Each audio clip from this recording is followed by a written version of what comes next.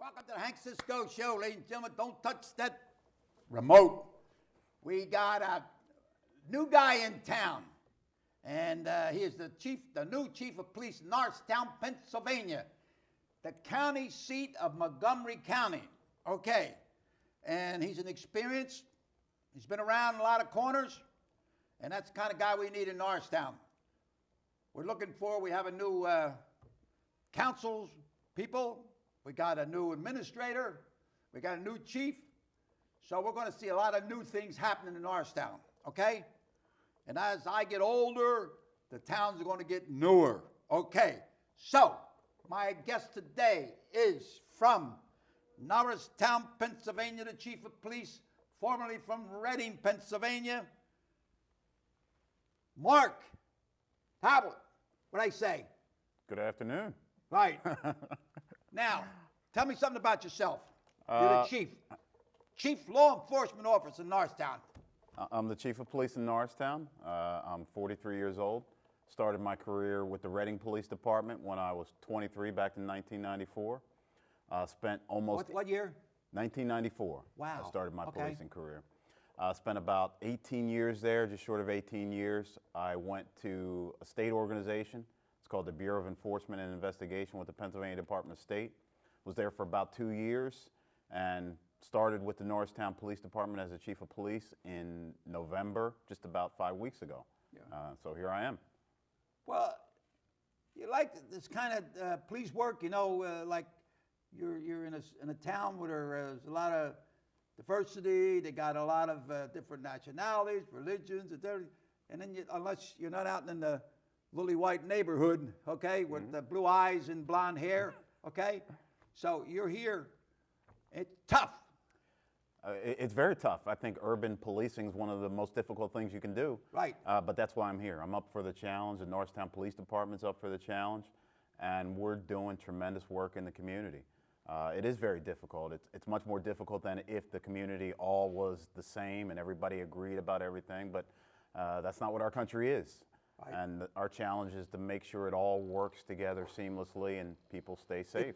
It takes a special kind of guy to be a chief of police in a town like this, okay?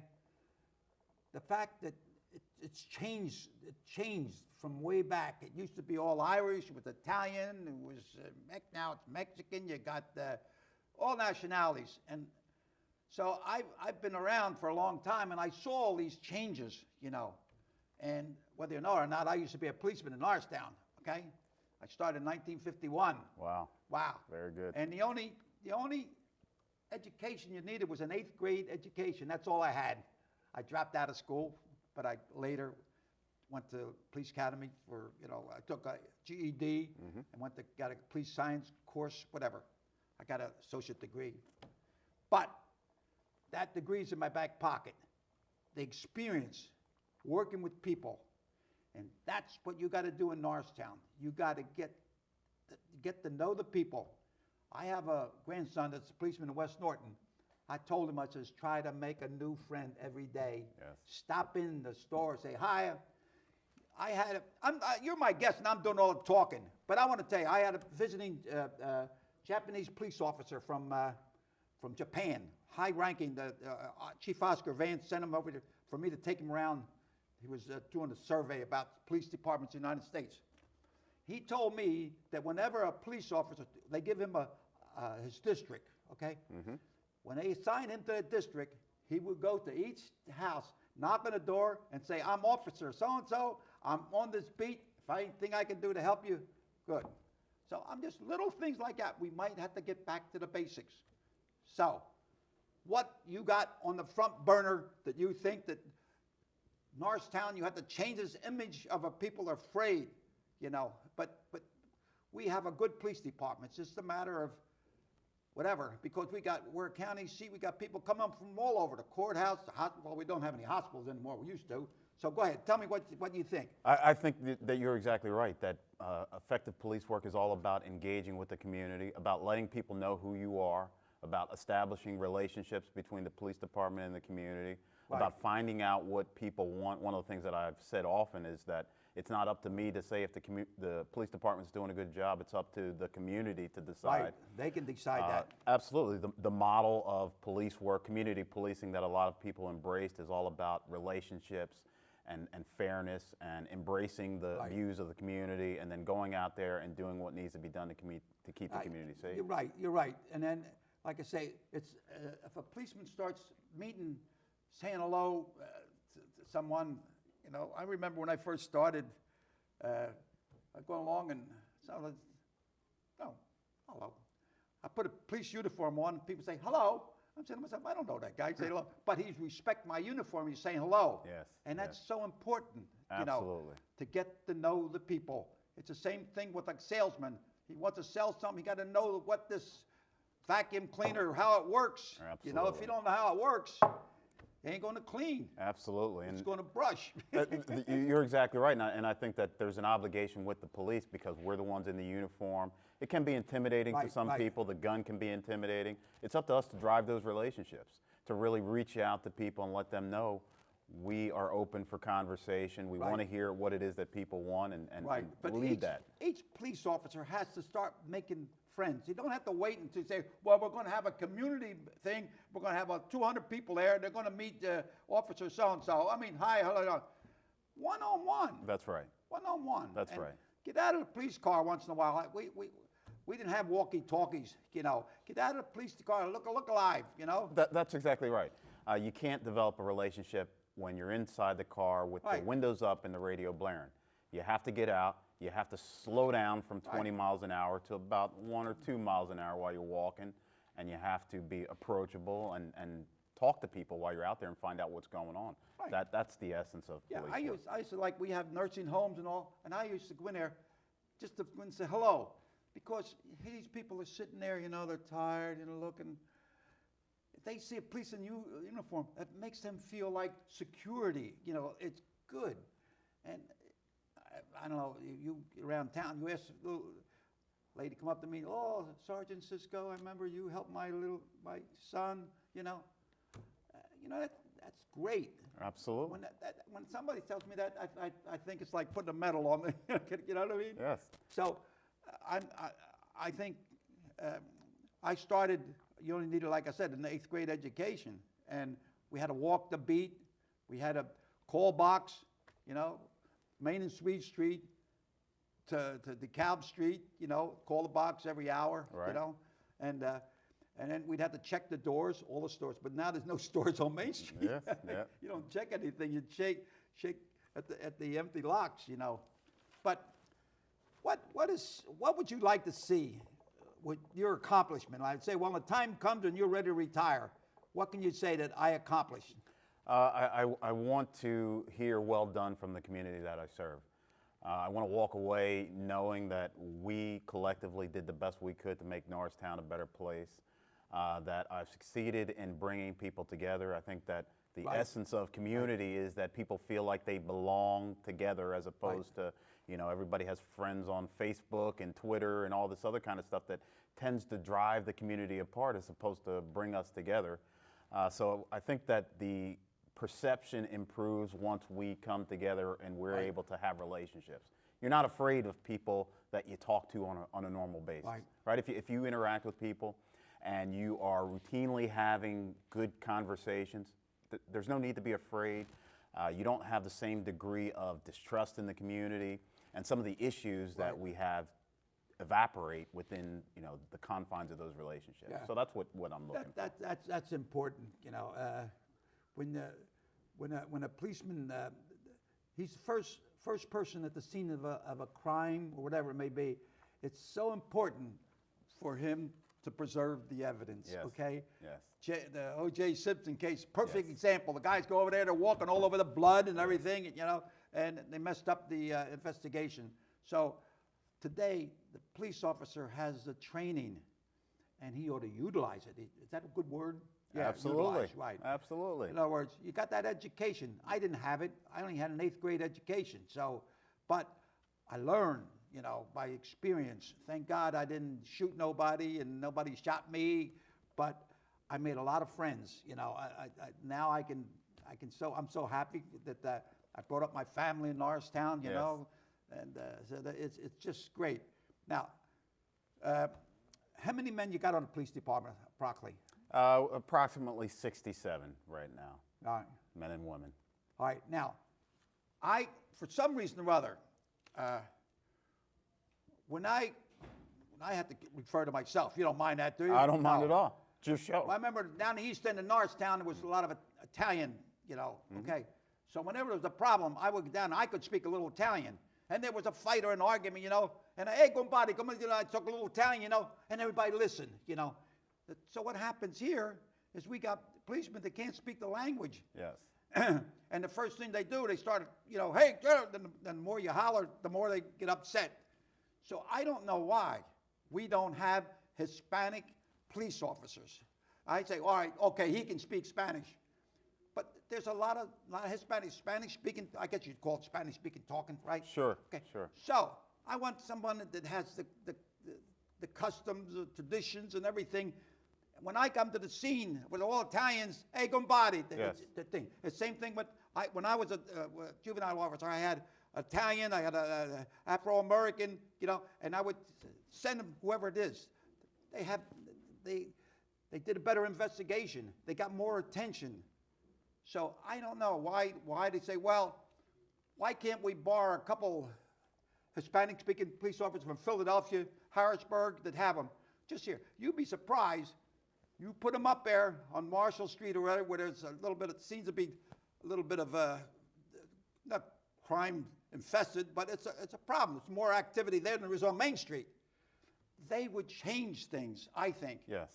Now, there's a fellow by the name of Dave Serini. I'll check with him. I don't know if you've met him or not.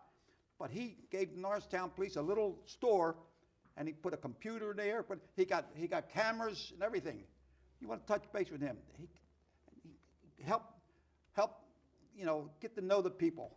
Let me touch on that language issue you referred to. I think, first of all, we need to reflect the community. We need to look like the community that we serve. So I believe Right. we need, right, Latino men and women.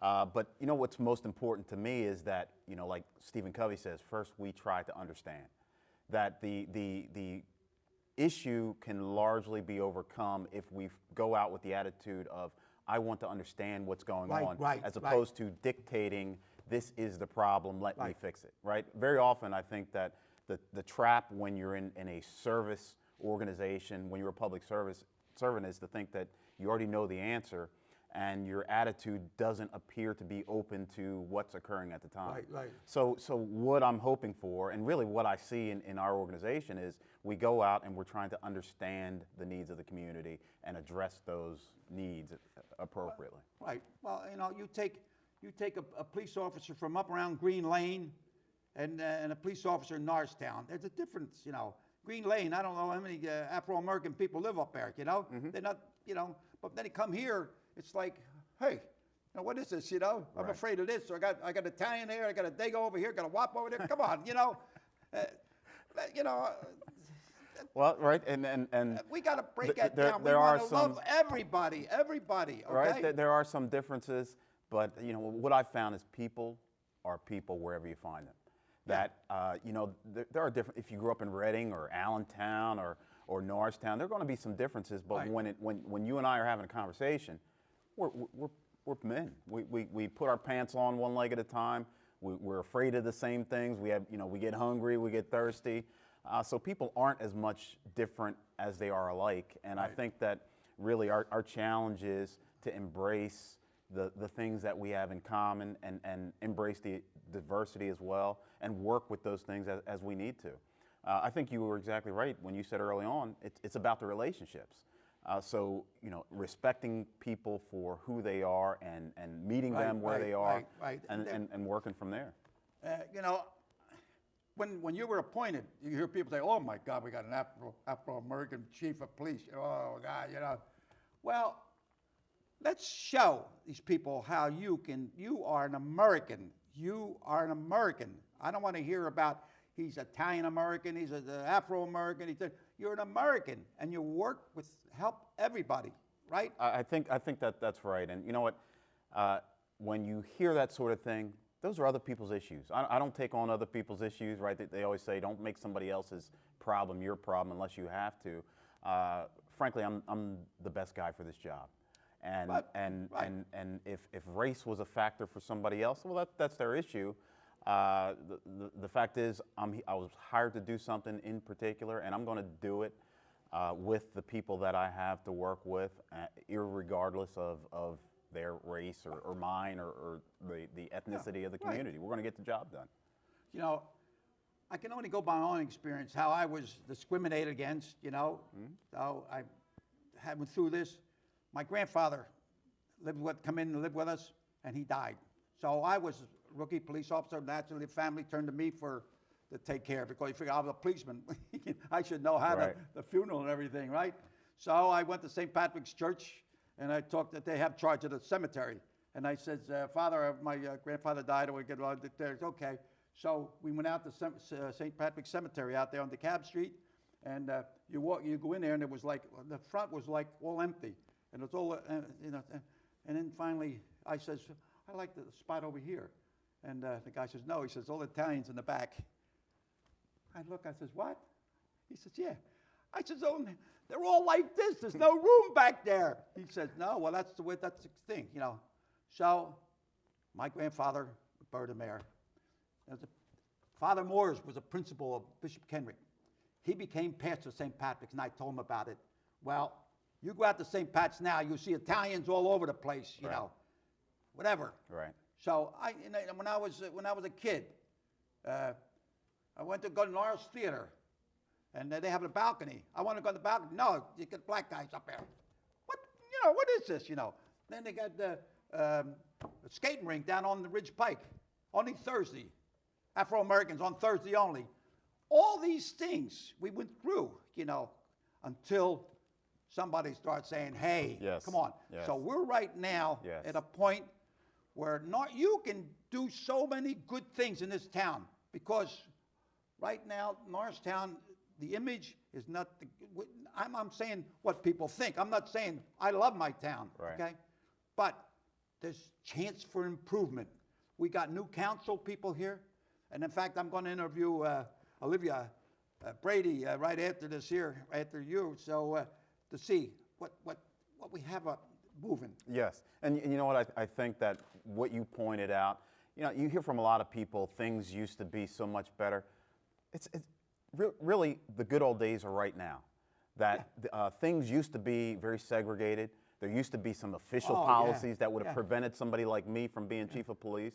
There were rules in place that prevented you from doing some of the things that you wanted to do. The good old days are right now, and the possibility that we have in Norristown has never been greater than it is right now. Right. And like I say, now we got a lot of new people, but you figure like the Hispanic children now, within 5, 8, 10 years, they're going to be voting. Sure right? they are. Sure they are. Now, I mean, the voting situation is going to be different. So why can't we just, you know, maybe I'm getting too deep on that issue, but it is an issue that must be faced. And I think you're the kind of guy that can do it, because the police can help the people feel secure. Frank Rizzo was a good friend of mine. Okay, I was one of his pallbearers. I was a friend. I spent more time with him after he was mayor at the House, and he says, Hank, you run for mayor in Norristown, and I'll run mayor of Philly. Well, he died. Okay, Yes. I was going to run for mayor and all that stuff. Maybe I should have, but whatever. He says, you want to be a good mayor, you keep the town safe and clean. That's right. Now, you can do something like that, okay? You know, I remember my sergeant, Sergeant Burns, no high school education, no degree, but he would see something dirty or manhole cover, call, street light out, stop, get the number of that pole, call it PE, okay? All these things to help the town. That something's real dirty and not taken care of, we got people that's supposed to be cleaning. We got code enforcers. We got the health guys in there. Put them to work. Yes. Get out of that city hall. We had to stay out and patrol. Right. Now, oh my God, I'm just reminiscing here. That's good So go stuff. ahead. That's good stuff. I think that, you know, how you judge a public organization, how you judge a police department is, what do they actually do? right? As opposed to the promises that are made and the vision and the mission statement, which all important stuff. What do they actually do? I want people to take a look at the police department and see the impact that they have on the community, see the time that they spend interacting and keeping everybody safe. Pay attention to those things. Right. That's what we're holding ourselves accountable for, and I think some great things are happening. All right. What is the biggest issue in the town right now? That you, I know right now you only, how many weeks you've been here? About 5 weeks. Okay. So you're getting information here and there, Yes. okay? Yes. I can help you on that maybe. All right, I appreciate it. All the information I can get. What is something that you think is a big issue here in Norristown? I'd say the biggest issue is the idea that a lot of people have in their minds that Norristown is I want to hear like a you bad say word. it. I said It's a bad word. I had a lot of people say to me, congratulations and condolences. I've had a great time here. I think it's a fantastic place to work. There's tremendous opportunities to develop strong relationships between the community and police. There are tremendous opportunities to bring people together. We have some great initiatives going with different groups in the community. I've established some strong professional relationships. I'm here with you right now. It's fantastic. So I think one of the biggest problems is this Norristown said with a tone of almost resignation that nothing good is going to happen here. And you know, if people are stuck in that framework, in that frame of mind, it's very hard for them to move beyond it. I'm not there. I don't want to have those conversations that are about we can't do any better because, you know, back 10 years ago they had these people working here and they were so bad. Well, guess what? They're gone. I never met them. Has nothing to do with the job that I'm going to do or the job that the men and women of the Norristown Police Department are going to do. Let it go, and let's move beyond it. Well, your philosophy, what's scoop? Now, you're highly educated, experienced. Mm-hmm. You know, you need experience, you need education, and you know, education with no experience, you don't know what you're doing. Well, so whatever. Right. But, you know what? So you. I'm trying to really bring the best of policing to Norristown. Right. To really bring out what has worked in other places. You know, talking about the you know, sort of insider baseball of police work. What's worked in New York City? What's worked in Los Angeles and other places where they've reduced crime a great deal? That's what we're going to do here, right? Focusing on the bad people that there are people. You know, let's be honest with each other. There are people that we need to remove from Norristown. That's what we're going to do. There are people that need to have discussions with police, don't necessarily need to arrest them, but they need to know we're paying attention and we're not going to put up with certain things. We need to make sure that the illegal guns are removed from Norristown. Right. We need to pay attention to the places in Norristown where crimes are very likely to occur for whatever reason. Right? It's not all over. Norristown doesn't have struggles every single neighborhood. There are a few neighborhoods where the police need to spend a whole lot of time, and that's what we're going to do, right? Focus your resources where there are issues and do the right thing there. I used to work a beat. We had to work from Markley Street to Stanbridge Street. That was a beat, 8 hours, walking the beat, okay? Right. I mean, there's nothing wrong with a guy parking his car, walking over there, look over here, see what's there, stop in the store, hey, how you doing, what are you doing, you know? That's fundamental police work, Hank. That's fundamental police work. You get out of the car. Community policing. Right, community policing is getting out of the car, it's talking to people, it's paying attention to what's going on, it's addressing the small problems in the community so that they don't become big problems. Right? What's your biggest goal? My biggest goal, it's always the same for police, reduce crime. You have to reduce it. You have to bring it down. You have to. You can't just deal with the perception. You can't go to people, hey, feel safe, I want you to feel safe. Yeah, you're right. You have to create an environment in which it's okay to go out at night. You got that right. You know, you're going to say, oh, you're going to be safe. That's like a hug without a squeeze. We want to squeeze. Right? Right. You just can't tell people to feel good. You have to actually that guy do work and make it safe. The guy says, do you believe in the electric chair? And I remember Frank Rizzo says, like I said, I spent a lot of time in his house. He said, hey, he says, now that I retired, he says, I was for the electric chair. He says, but now that I retired, I get mellow. He says, I think they ought to get rid of the electric chair. I think they should use a bench and get 6 at a time. So I don't know whether, but he was a great guy, He's I'll a tell character. you. He's a It's the same guy, this guy Christie over there. They're beating him up on them investigate. I remember Frank Rizzo says, I was investigated by the FBI, the Z, blah, blah, blah, blah. I hope, I feel sorry. No, I don't say I feel sorry. I'm concerned about people that run for office. They're out of the house. They got a phone calls, this, that, and the other thing. They're like Gurridge, Congressman there, Gurridge, whatever his name is, whatever.